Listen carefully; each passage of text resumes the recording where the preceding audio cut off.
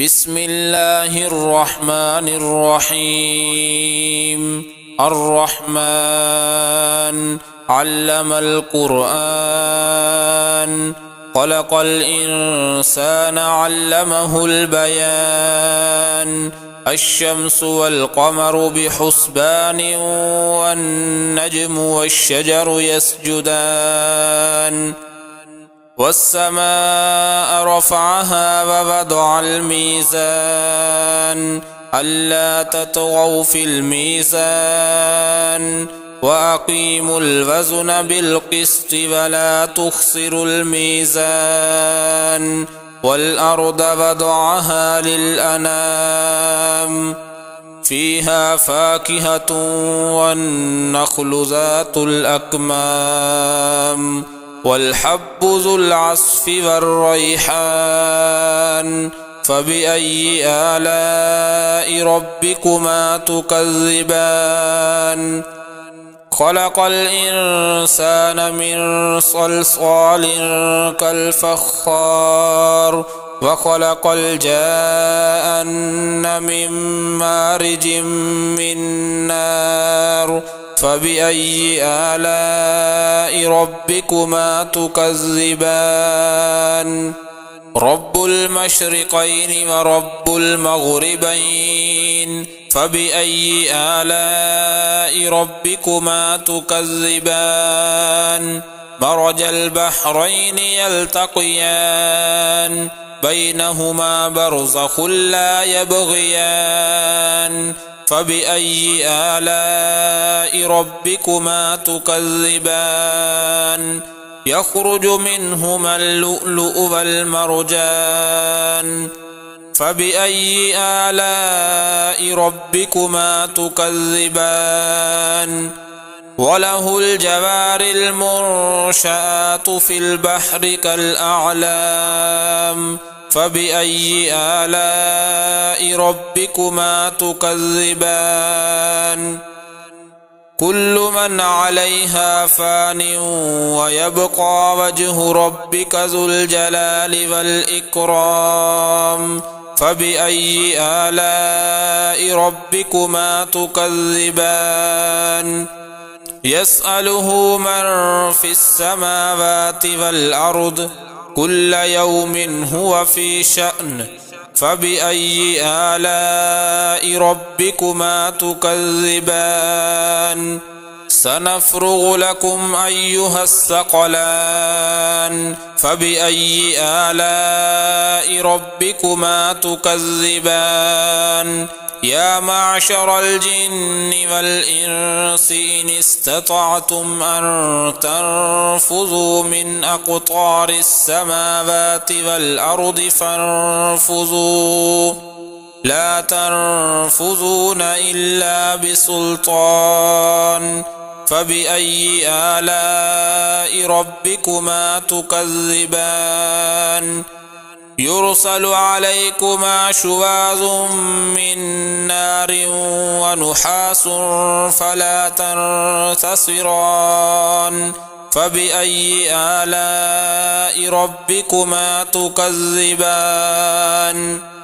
فإذا انشقت السماء فكانت وردة كالدهان. فبأي آلاء ربكما تكذبان؟ فيومئذ لا يسأل عن ذنبه إنس ولا جان. فبأي آلاء ربكما تكذبان؟ يعرف المجرمون بسيماهم فيؤخذ بالنواصي والأقدام. فبأي آلاء ربكما تكذبان؟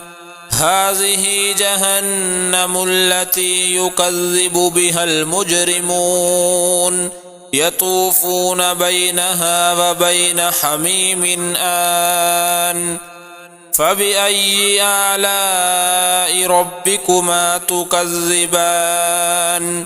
ولمن خاف مقام ربه جنتان، فبأي آلاء ربكما تكذبان ذواتا أفنان فبأي آلاء ربكما تكذبان فيهما عينان تجريان فبأي آلاء ربكما تكذبان فيهما من كل فاكهة زوجان فبأي آلاء ربكما تكذبان متكئين على فرش بطائنها من استبرق وجنى الجنتين دان فبأي آلاء ربكما تكذبان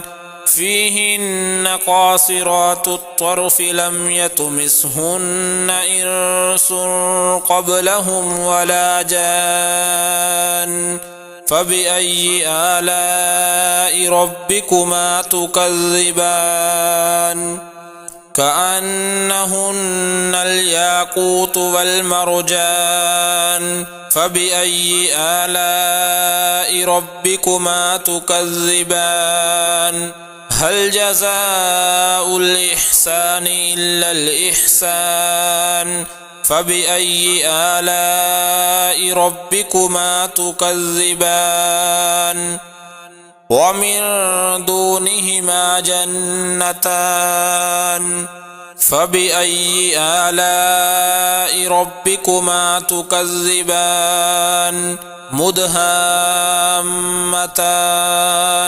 فبأي آلاء ربكما تكذبان فيهما عينان نضاختان فبأي آلاء ربكما تكذبان فيهما فاكهة ونخل ورمان فبأي آلاء ربكما تكذبان فيهن خيرات حسان فبأي آلاء ربكما تكذبان حور مقصورات في الخيام فبأي آلاء ربكما تكذبان لم يطمثهن إنس قبلهم ولا جان